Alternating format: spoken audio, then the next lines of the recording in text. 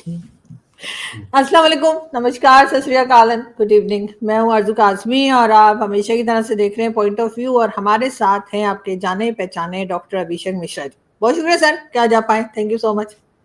जी बहुत बहुत धन्यवाद आपका, थैंक यू आरजू जी। बहुत शुक्रिया सर। आपके यहाँ जो है वो वाइस प्रेसिडेंट आए हैं यूएस के, और आते के साथ ही वो एक मंदिर में भी गए हैं और बड़ी खूबसूरत फोटोज उनकी आ रही हैं, और वो मैंने थंबनेल में भी फटाफट लगा दिए, और बड़ा अच्छा लग रहा है देखकर। उन लोगों ने वो हार भी पहन रखे हैं, बल्कि मैं अभी कोशिश करती हूँ कि अपने हम जो हमें देख रहे हैं उनको भी वो फोटो दिखाऊं। लेकिन आप क्या कहेंगे सर उनके विजिट पे? वैसे कहा तो ये जा रहा है कि वो मोदी जी से ट्रेड के ऊपर और टैरिफ के ऊपर बात करने आए हैं, लेकिन जाहिर है कि मेहमान है आपके और फर्स्ट टाइम आए, और क्या कहेंगे आप उनके विजिट को?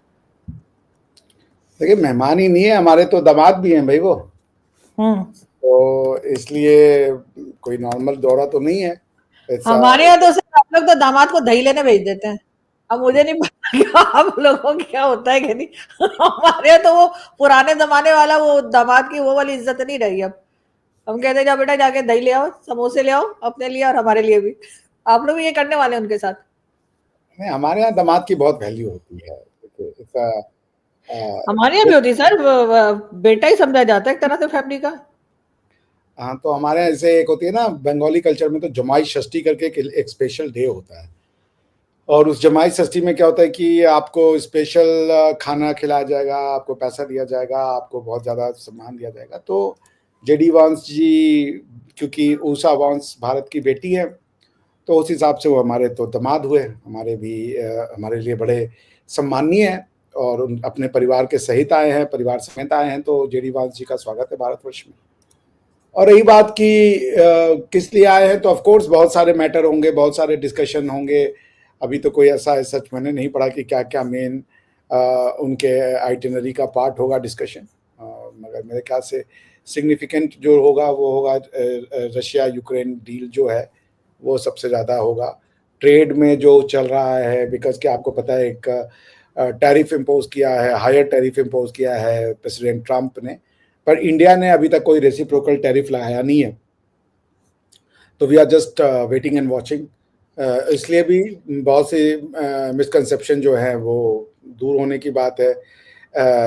तो लेट्स सी कि ये टैरिफ वॉर को किस तरफ ले जाते हैं, कैसे टैरिफ वॉर को वो प्ले आउट करते हैं।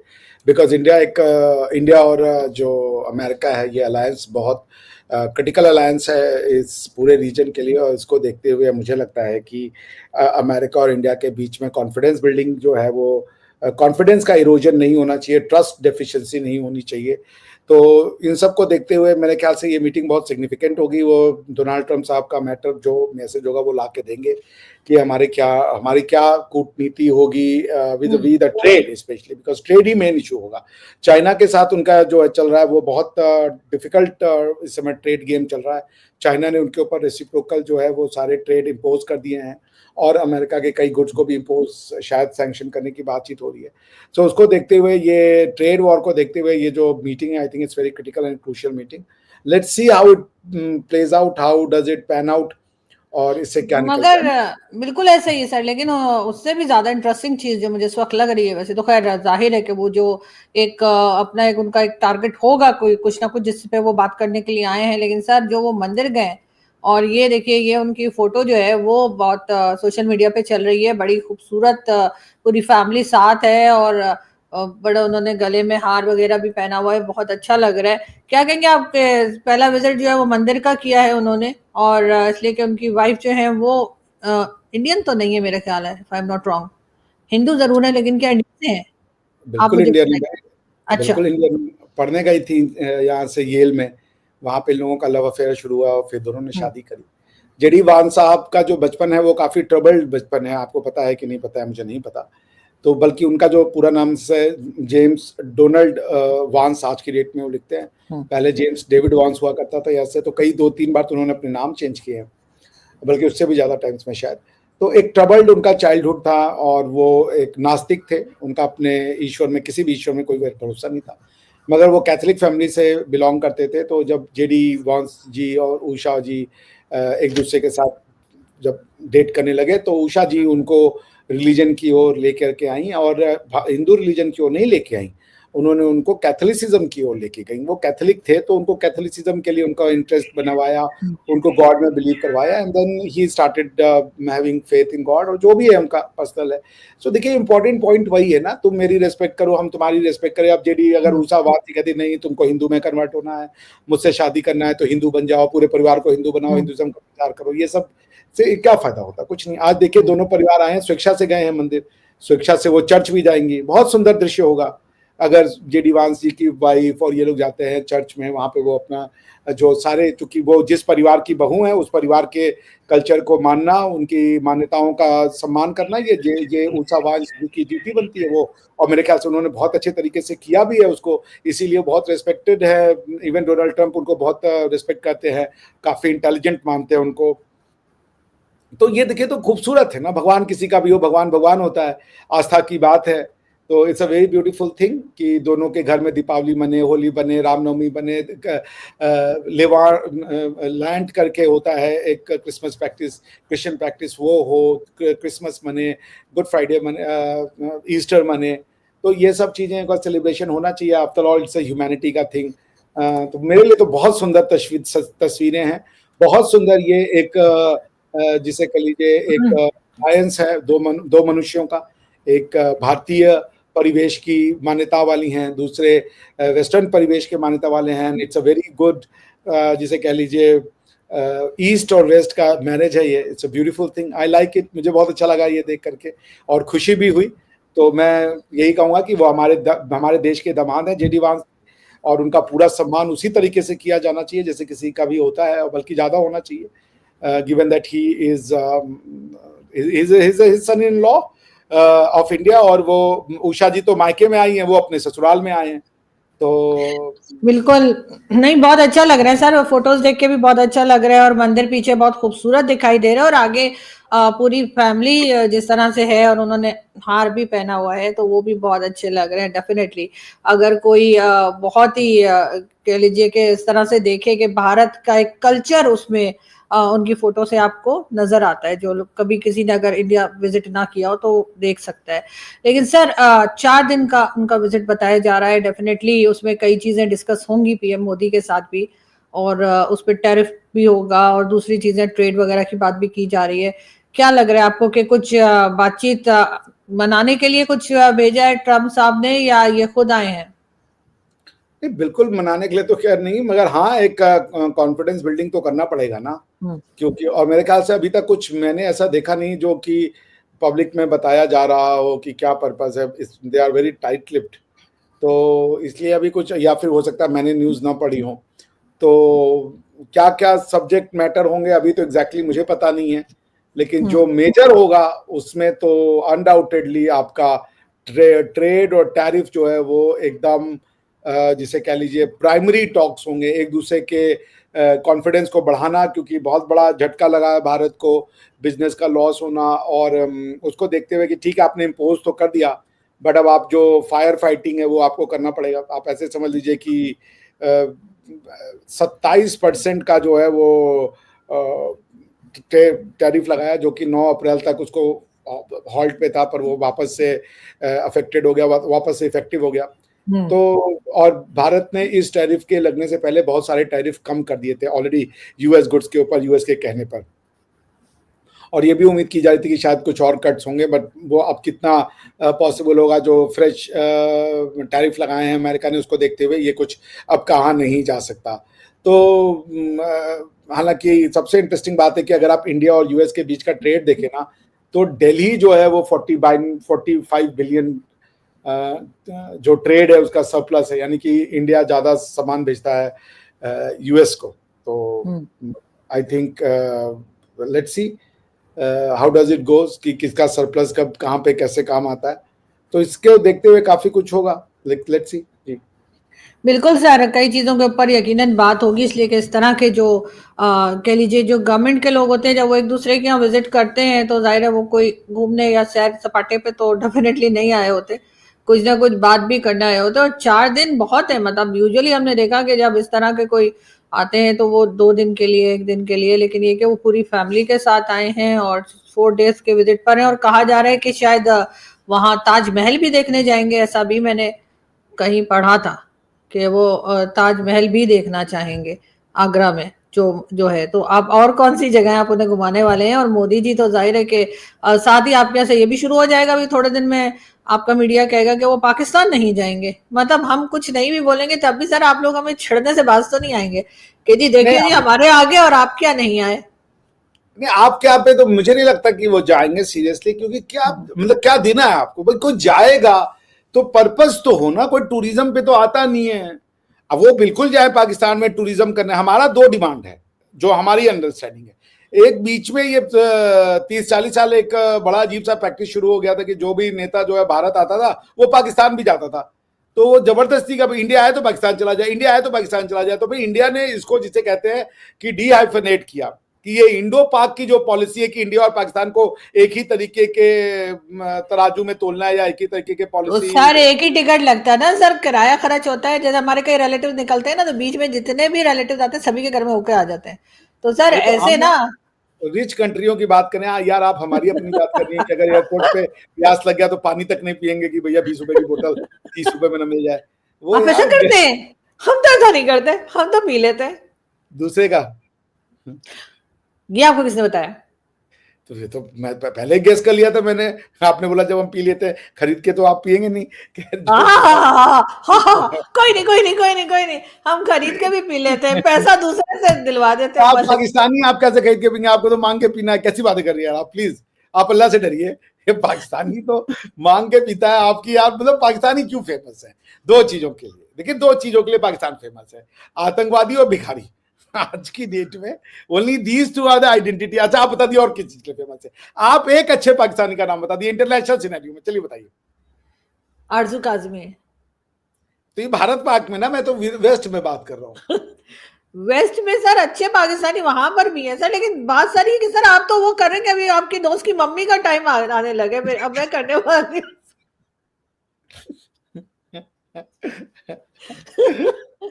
सर ऐसे तो मत करें। अब वो तो आपके कोई आएगा तो आप उसे मना कर देंगे कि पाकिस्तान नहीं आओ सर, ये तो बहुत नाइंसाफी है। आप जाओ पाकिस्तान, पर हमारे यहाँ से आकर तो सीधा पाकिस्तान जा रहे हो। एक तरीके से आप हमें हाइफनेट कर रहे हो। हमें हाइफनेशन नहीं चाहिए था। बिल्कुल आप पाकिस्तान जाइए, पाकिस्तान से इंडिपेंडेंट रिलेशन बनाइए, पाकिस्तान से आप अपने फॉरेन पॉलिसी को मजबूत कीजिए। We have no objection. हमारा एक ही ऑब्जेक्शन है कि भाई डोंट हाइफनेट की Indo Pak policy. Indo Pak policy can not be same. We are not same internationally. आपकी आइडेंटिटी दूसरी हो चुकी है, हमारी हमारी पॉलिसी दूसरी हो चुकी है। हम लोग एक दूसरे के ऑल्टर ईगो नहीं बन सकते भाई।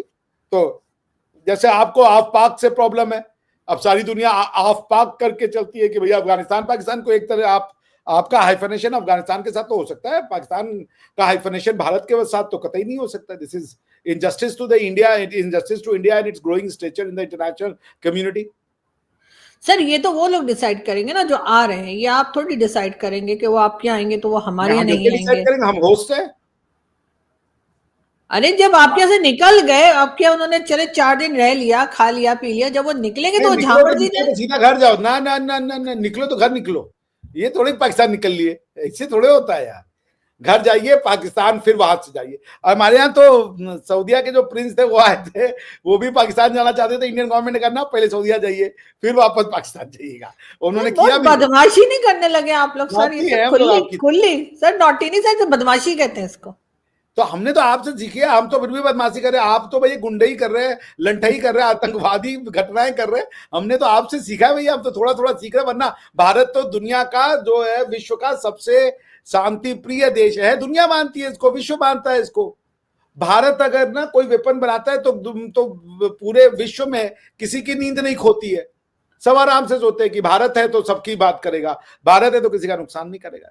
लेकिन आपने तो ऐसी इमेज बनाई है कि भाई कभी तहव्वुर राणा, तो कभी ओसामा बिन लादेन, तो कभी अल जवारी, तो कभी ये, तो कभी वो, यही प्रोड्यूस कर रहे हैं आप। तो इसमें हम लोग की तो गलती कोई नहीं है। और रही बात जेडी वान साहब की, तो जेडी वान साहब अमेरिका जाके करेंगे, अरे पाकिस्तान जाके क्या करेंगे आप बताइए? एक चीज बताइए, टेल मी वन थिंग जो पाकिस्तान जाकर के उनको फायदा होगा। सर फायदा क्या सर, बातचीत करनी चाहिए उनको पाकिस्तान के साथ भी। क्या पाकिस्तान को वो कई चीजों में भाई, हेलो शहबाज भाई, हाँ सब ठीक है। हाँ, ये करने तो आदमी नहीं जाएगा ना। वाला नहीं सर, कई चीजों में उन्होंने पाकिस्तान को एंगेज करके रखा होता है ना, कभी अफगानिस्तान के सिलसिले में, कभी चाइना के लिए। और अरे आके बात आएंगे करें। कोई चाइना का, आपकी एंगेजमेंट है 300-350 मिलियन डॉलर दे दो, ये F-16-15 को जो भी है आपके पास, उसको थोड़ा सा रिहॉल कर ले, ओवरऑल कर ले, 15 मेंटेनेंस सर, कर ले। 15 मोबाइल आपने लिया था सर, F-16 होता है, 15 नहीं होता। हाँ तो हमारा तो आईफोन 16 है यार, वो भी हाँ 16 ना, होता तो है। वही ना, और आप तो हमारा 15 कर रही हैं, लेटेस्ट है वो, F-16। आरजू जी बता रहे हम। आईफोन 16 है वो। वो भी 275 जीबी वाला, अरे कितना 200 वाला जो भी होता है, 250 जीबी वाला। कोई बात तो नहीं सर, वो बात नहीं है, लेकिन मैं यही कह रही हूँ कि पाकिस्तान से वो आके बात कर सकते हैं अगर वो आना चाहें, बता तो वो दीजिए हमसे ना, पूछेंगे टॉपिक ना। बताइए ना। आपसे अफगानिस्तान में जिस दिन आतंकवाद बढ़ेगा या इस्लामिक कट्टरता बढ़ेगी, इस्लामिक नहीं नहीं जिहाद नहीं बढ़ेगा, हम आपसे बात करेंगे, अमेरिका नहीं नहीं वाले, और क्या सर, बात करें आपसे। सर वो आपको मालूम है, पाकिस्तान के साथ वो बात करते हैं, चाइना के लिए भी पाकिस्तान से बात करते हैं, वो अफगानिस्तान के लिए भी पाकिस्तान को, हाँ, वो कहीं कहीं अफगानिस्तान के लिए बात करते भारत के हैं, लिए भी। ईरान के लिए बात करते हैं, चाइना के लिए आपसे कोई बात नहीं करते। वो तो आपको ये कहते हैं जाओ चाइना के पास जाना, हमारे पास मत आओ। फिर वो तो आपके आईएमएफ का वो रोक देंगे, क्या नाम है, बेल आउट पैकेज रोक देंगे, वो आपको दूसरे जो है वेस्टर्न जो मदद मिलते हैं वो रोक देंगे, आप वैसे ही चाइना से बात करना बंद कर देंगे। चाइना के लिए वो आपसे क्या बात करेंगे? चाइना की जो रिलेशनशिप है अमेरिका के साथ, वो डिपेंडेंट ही नहीं है पाकिस्तान से। सर ऐसा नहीं है, हम भी एक बहुत इंपॉर्टेंट कंट्री है और अमेरिका को हमारी सर सॉरी। मैं नहीं बात करी आपसे। Good joke, good joke. मेरे दोस्त की मम्मी वाला वक्त नहीं आया, हम तो जोक पे ही रुक गए। सर उनको हमारी जरूरत पड़ती रहती है, अमेरिका को, ऐसी हाँ क्या तो बात सबको है। मान रहे, पूरी दुनिया को आपकी जरूरत है कि आप बस शांत होकर बैठ जाइए, भीख मत मांगिए। सर भीख तो हम नहीं मांगते सर, वो लेकिन लेकिन अर्जुन जी मैं बताऊं, जोक्स अपार्ट, सीरियस बात पे कर रहा हूं मैं आपसे। हाँ आपने बिल्कुल। ऐसा देश बनाया है, आपने 70 सालों में, आपको समझ, आप लोग चूंकि आप वहां रहती हैं तो आप उसको बहुत लाइटली लेती हैं, और मैं समझ सकता हूं आपका पॉइंट। मगर जब आप बाहरी पॉइंट ऑफ व्यू से दिखेंगी ना, लोग पाकिस्तान से खौफ खाते हैं। पाकिस्तान की एक इमेज बन चुकी है पूरी दुनिया में, टेररिज्म की, इस्लामिक जिहाद की, यही आपकी आइडेंटिटी है बाबा, इसको आप क्यों नहीं सीरियस ले रही? सर मैं अमेरिका आपसे सीरियसली बात करता लेती था हूँ। अफगानिस्तान के मैटर को लेके, क्योंकि उनकी सप्लाई रूट्स थी, और उसके बाद आपने जो है तालिबान और ये दूसरे जो टेररिस्ट होते थे उनको अपने यहाँ पे वो रिफ्यूज देना शुरू किया। भाई आप सोच लीजिए, आज भी आपके जो आर्मी चीफ है वो कह रहे हैं इंडिया और पाकिस्तान दो नेशन है, हमारा उनसे कोई रिश्ता नहीं है। इस तरीके की, आप क्या तो हिंदू है नहीं, फिर इसको बोलने की क्या जरूरत पड़ गई, मुझे तो ये भी समझ में नहीं आता है। तो सर हैं, पॉइंट ये थोड़े है से कि हैं सर, थोड़े आप से हिंदू लोग, हैं। ठीक है थोड़े से हिंदू हैं, उनको आप रखे रहिए हर जगह शोकेस करने के लिए कि ये देखो हिंदू, ये देखो हिंदू। पॉइंट वो नहीं है, पॉइंट ये है कि आपने अपने देश का जो पॉलिसी है, जो सोच है, जो मानसिकता है, ये ऐसी 75 साल में आपने बनाई है कि एक आम साधारण पाकिस्तानी दुनिया से नफरत करता है। प्यू रिसर्च का रिपोर्ट था कि अमेरिका से सबसे ज्यादा हेट्रेड दुनिया में कहीं भी किया जाता है तो वो पाकिस्तान में किया जाता है, और बड़ी आयरॉनिक बात ये थी कि पाकिस्तान को सबसे ज्यादा एड भी अमेरिका देता था। तो चूंकि आपके यहाँ एक डबल गेम है कि एड भी ले लो, गरिया भी दो, चूंकि अमेरिका का जो है इस्लामिक देशों में एक दो जगह बमबारी किया है तो आपने उसकी दुश्मनी भी अपने ऊपर ले ली है। आप सबको, आप ये क्या, आप केएफसी जलाओगे और जेडी वांस आप कहाँ जाएंगे? आप केएफसी जला रहे हो, आप जो है अमेरिकन और इजरायली गुड्स का, प्रोडक्ट का बाइकआउट कर रहे हो। आपको नहीं पता है कि डोनाल्ड ट्रंप की सेंसिटिविटीज इस समय इजराइल के साथ है? He is a pro Jewish man, उनकी वाइफ, उनकी बेटी जो है उन्होंने एक जूइश आदमी से शादी करी हुई है। तो उसके बाद भी आप लोग जो है एंटी जूज होकर के, एंटी इजराइल होकर के, और आप सोच रहे हो कि वो आपसे बात करेंगे। वो जितना आपको डोल आउट पैकेज देना था उन्होंने दे दिया, 300-350 मिलियन डॉलर जो देने थे आपको F-16 के मेंटेनेंस के लिए। उसके बाद अब आपको कुछ डोल आउट पैकेज नहीं मिलेगा। वैसे भी उन्होंने जो है यूएसएड टाइप की जो संस्थाएं थी उसके ऊपर उन्होंने बहुत स्क्रू टाइट कर दिया है। DOG, department of governmental efficiency ने तो एक एक पैसे का ऑडिट करना शुरू किया कि अमेरिकन टैक्स पेयर का पैसा कहाँ जाता है। तो इस तरीके के जो फालतू पैसे आपके आते थे, they are now tightening the news on that also. तो अब कोई भी खैरात अमेरिका से नहीं आने वाली, आने वाले एटलीस्ट 10-15 सालों तक। तो पाकिस्तान को पैसे कमाने सीखने पड़ेंगे। आपने पिछले 75-78 जो भी साल है पैसे कमाए नहीं है, और अनफॉर्चुनेटली अब आपने हालत वो कर दी है कि आप पैसे अब कमा भी नहीं सकते। पॉपुलेशन बेतहाशा बढ़ चुकी है, लोगों के पास स्किल नहीं है, लोगों के पास नॉलेज नहीं है, समाज इतना उग्र बना दिया है आपने कि फॉरेन इन्वेस्टमेंट के चांसेस नहीं है सिवाय इस्लामिक कंट्रियों के। और जो इस्लामिक कंट्रियां हैं वो जिस तरीके का इन्वेस्टमेंट करेंगी उस तरीके का कोई प्रोडक्ट आपके पास है नहीं। वो ऑयल रिफाइनरी बना सकती हैं, वो और कुछ बना सकते हैं, मगर उनकी जो हाई एंड गुड्स की सर्विसेज होती है या दूसरे जो इन्वेस्टमेंट होते हैं मैन्युफैक्चरिंग के, वो उसमें है नहीं। तो जो आपके यहाँ इन्वेस्टमेंट हो सकती थी वो सारे इन्वेस्टमेंट आपने समाज को इतना कट्टर बना दिया है कि लोग डरते हैं अब इन्वेस्टमेंट करने के नाम पे। आप क्या, चाइना आपके यहाँ पे इकलौता कंट्री है जो इन्वेस्टमेंट कर रहा है या आपको डेट दिया, जो भी दिया सीपेक के नाम पे। चाइना भी आपसे अब डरता है। वो गवादर में उन्होंने प्राइवेट आर्मी प्लेस कर दी अपने लोगों की सुरक्षा के लिए। ये तो हालात है। चाइना वो कंट्री है जो आपके यहाँ सबसे फेवरेबल है, because Chinese are love by Pakistani. China रोज इस्लाम को गाली देता है, मगर पाकिस्तानी कहते नहीं वो प्रोपेगेंडा है।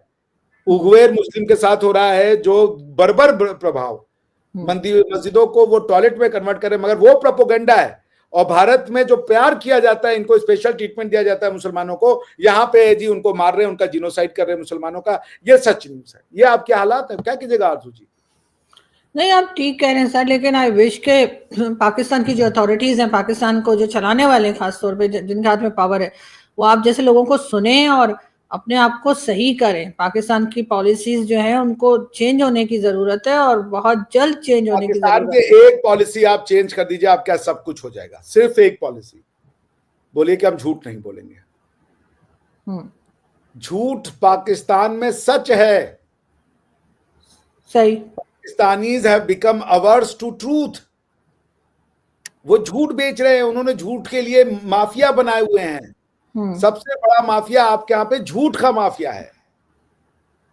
तो झूठ बेचता है, झूठ को सच साबित करने के लिए वो अजीब अजीब कहानियां गढ़ता है, वो थ्योरी गढ़ता है, वो फंसाता है लोगों को। ऐसे ही है। जिस दिन आपने इस झूठ से तौबा किया और सच बोलना शुरू किए, आप भी बाकी सारे देशों की तरह एक सामान्य देश बन जाएंगे और एक बहुत ही प्रोग्रेसिव और जिसे कह लीजिए अच्छे देश के रूप में बनेंगे। फिलहाल जब तक आप झूठ को सच मानेंगे और झूठ को सच बनाने के लिए आर्टिफिशियल तरीके से आप कॉन्स्पिरेसीज रचेंगे, तब तक आपका कुछ नहीं हो सकता। आप पूछिए। अनफॉर्चुनेटली ऐसा ही है सर, और आई विश के लोग जो है इस बात को समझें और अपने आप को करेक्ट करें। थैंक यू सो मच कि आपने आज ज्वाइन किया। Thank you. Always a pleasure Aarzoo ji. Thank you.